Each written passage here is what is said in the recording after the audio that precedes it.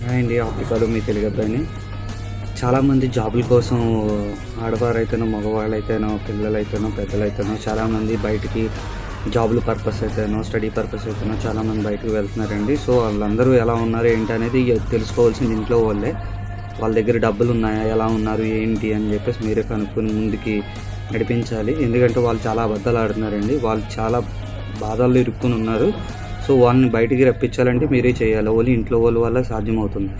చాలామంది స్టడీస్ అని చెప్పి హాస్టల్లో ఉంటున్నారు, జాబులు చేస్తున్నారు, బిజినెస్ అని చెప్పి బయటికి వేరే చోటుకు కూడా వెళ్తున్నారు. వాళ్ళందరినీ ఇంట్లో వాళ్ళే కాపాడాలి, ఇంట్లో వాళ్ళే ముందుకు నడిపించాలి. ఇంట్లో వాళ్ళే సాధ్యమవుతుంది.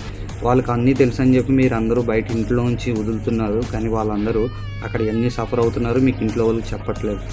దీనివల్ల చాలామంది సూసైడ్లు చేసుకుంటున్నారు, చాలామంది ఫోన్ స్విచ్ ఆఫ్ చేసుకుని తాకుంటున్నారు. సో ఇవన్నీ చాలా బాధాకరంగా ఉంటున్నాయి. సో ఇవన్నిటికి ఒక ఎండ్ కట్ ఆఫ్ ఇవ్వాలి అంటే ఇంట్లో వల్లే అవుతుంది.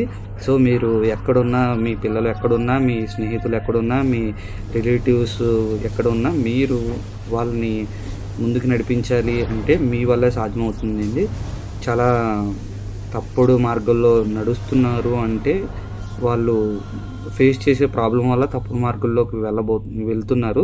సో మీరే వెనక్కి రప్పించాలి అంటే మీరే కనుక్కొని కాల్ చేసి మాట్లాడండి.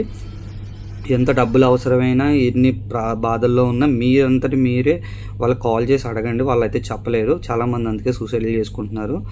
సో ఒక తప్పుకి ఇంకో తప్పు చేస్తూనే ఉన్నారు రోజు రోజుకి. సో వాళ్ళని మీరే ముందుకు నడిపించాలి.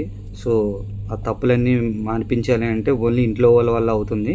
సో వాళ్ళందరినీ చూసుకోవాల్సిన బాధ్యత పేరెంట్స్ది లేదా పెద్దలది. సో పట్టించుకోండి. చాలామంది సూసైడ్లు చేసుకుంటున్నారు ఇంట్లో వాళ్ళు పట్టించుకోకపోవడం వల్ల. వాళ్ళు ఈగోస్ అండి, ఈగోస్కి ఎక్కువైపోయి ఎవరికి ఇంట్లో వాళ్ళకి చెప్పట్లేదు ప్రాబ్లమ్స్. సో దానివల్ల ఎక్కువ సూసైడ్లు అవుతున్నాయి. అందుకే యువతరం చెడిపోతుంది. సో కాపాడండి. Thank you so much.